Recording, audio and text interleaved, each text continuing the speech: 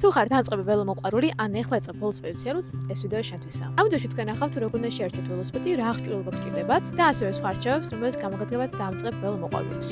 დავიწყოთ.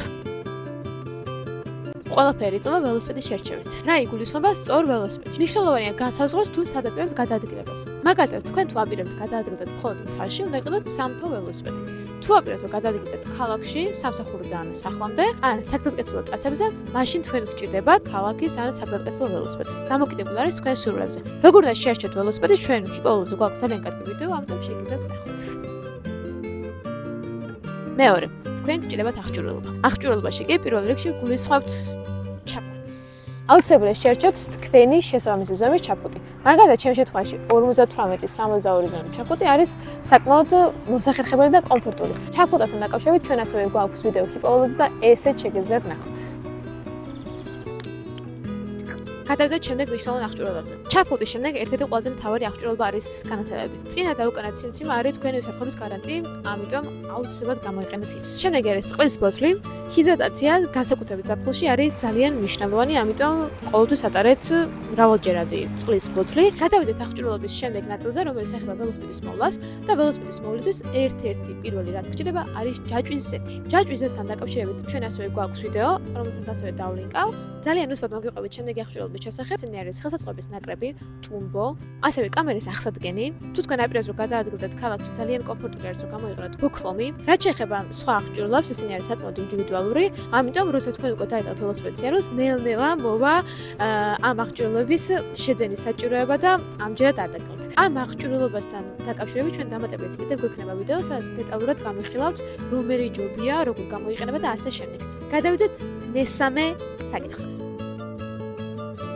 მესამე საკითხი ყველაზე მტკივნეული საკითხია, რადგან ეს ეხება საჯდომს. ყველა ველოსიპედისტს გვაქვს გამოცდილი საჯდომის ტკივილი, როცა თავიდან იწყებ ველოსიპედის სიარულს. თუმცა ეს არის მიჩვევადი პირველ რიგში, შემდგომ უკვე გრძელ მანძილებზე ჩვენ ვიყენებთ სპეციალურ ბიბ შორტებს, რომელზეც აუცილებლად მოგიყვებით მოგვიანებით. შეიძლება გაგიჟდეთ კითხვა თუ რა უნდა ქნათ, თუმცა გამოსავალი არ არის. ხუმერო. ჩემი როგორც გამოცდილი ველოსიპედისტის რჩევა არის, რომ დაიწყეთ პატარ-პატარა ნაბიჯებით. მაგალითად, პირველ დღეს გაიარეთ 3 კილომეტრი, შემდეგ 5, 10, 15 და ასე შემდეგ.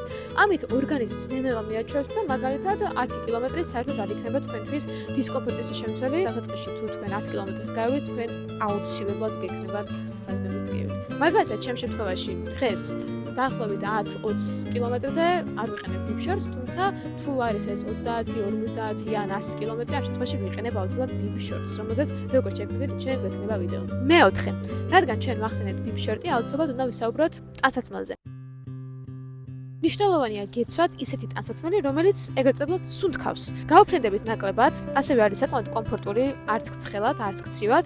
ეხლა ამ შემთხვევაში საკმაოდ თბილად, თუმცა ჩემი ეს ზედა არის დახვრეტილი სპეციალური ტექნოლოგიით, ამიტომ ძალიან კომფორტულად გრძნობ თავს. რა ტანსაცმელს ვიცავთ ველოსიპედზე და როგორ უნდა შეერჩიოთ ეს, ამ საკითხთან დაკავშირებით ჩვენ აუცილებლად გვექნება ცალკე ვიდეო, ასევე დამატებით გვექნება ვიდეო თუ სად შეგიძლიათ იყიდოთ ველო ტანსაცმელი თბილისში. ოღონდ ფასების აწევას არ ვართ. მეხუთე რჩევა ჩემგან იქნება, რომ შევერთით რომელიმე ეგრეთ წოდებულ კლუბს ან გაერთიანებებს, რომლებიც აქტიურად დადიან თბილისში ველოსიპედით. მაგალითად, ყოველთვის ბოლო პარკის არის კრიტიკალი, შეგიძლიათ შევერთდეთ მას. ასევე არის პატარ-პატარა ტურები, რომელსაც ეტაპობრივად შეგიძლიათ შევერთდეთ და ამით მიიღებთ თქვენ ძალიან დიდ გამოცდილებას, ცოდნას და შეიძენთ ძალიან კარგ მეგობრებს. შეისწავლეთ ველოსიპედის ტექნიკური მხარე. გულისხმობ საფასιστო ცოდნას, რომ პირობითად თუ თქვენ დაგჭირდათ კამერის გამოცვლა, თქვენ თვითონვე შეძლოთ ნებისმიერ ადგილას კამერის ასე ვთქვათ შეცვლა, შესაბამის წნევაზე დაბერვა და ასე შემდეგ. ამაში ჩვენი გვერდზე დაგეხმარებათ ჰიპოველო, სადაც გვიდევს არაერთი ვიდეო ველოსიპედის შეკეთებასთან დაკავშირებით, ამიტომ შეგიძლიათ ნახოთ ის. ჩემი აზრით, მეშვიდე რჩევა, რომელსაც ეხლა მოგცემთ, არის ერთ-ერთი ყველაზე საჭირო, რადგან კრიტიკულ მომენტებში ძალიან გადაგარჩენთ და ეს არის სხვადასხვა უნარების შესწავლა და განვითარება. მაგალითად, ბალანსი, რომელიც ერთი შეხედვით ძალიან მარტივი ველოსიპედი დადიხარ და ბალანსი იცავ, თუმცა იმისთვის, რომ შენ შეძლო პირობითად ქალაქში ან მთაში სწრაფი რეაგირება, გჭირდება ბალანსის ძალიან კარგი ცოდნა. ასევე ხელის გაშვება. ძალიან ბევრი უნარია, რომელიც გამოგადგება და ეტაპობრივად მიიყევი ამ უნარების განვითარებას. მერვე, შეისწავლეთ გზები, სადაც მიდიხართ. მაგალითად, თქვენ თუ აპირებთ რომ გადაადგილდეთ ქალაქში, განსაზღვრეთ ის ტერიტორიები, რაც უნდა გაიაროთ.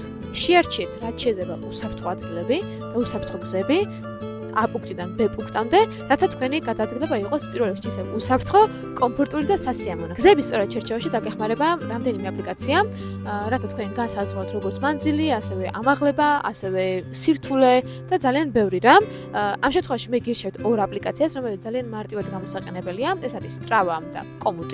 ორივეზე თქვენ შეგიძლიათ დაგეგმოთ მარშრუტი და მიყვეთ, ისე რომ თქვენთვის უკვე უცხო არ იქნება ეს გზა, ნახავთ რამდენი ამაღლება, რამდენი ღმართია და ასე შემდეგ. ამიტომ დღესვე გადმოწერეთ ეს აპლიკაციები, იმიტომ რომ ძალიან ბევრი საინტერესო რამეს ნახავთ. მეცხრე რჩევა, რომელზეც მოგიყვებით, არის საკმაოდ დაჩაგრული. ეს ეხება გახურებას და გაწევლებს. განსაკუთრებით დამწყებებისთვის მნიშვნელოვანია ეს, რათა თქვენი სხეული არ დაიჭიმოს, ძალიან არ დაიძაბოს და არ იყოს ძალიან დისკომფორტი.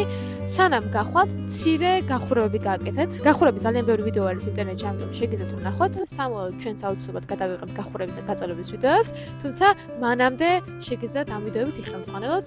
ასევე გახურების შემდეგ თქვენ როცა დაიწყებთ ველოსიპედით გადაადგილებას და დაასრულებთ, გაიწელეთ თქვენს სხეულს, თქვენს კუნთებს სჭირდება გაწელვები, რათა თქვენ თავიდან აირიდოთ დაზიანება კუნთების და სტრესი, რომელიც ორგანიზმს ადგენდა. და ბოლო მეათე, ეს არის კვება.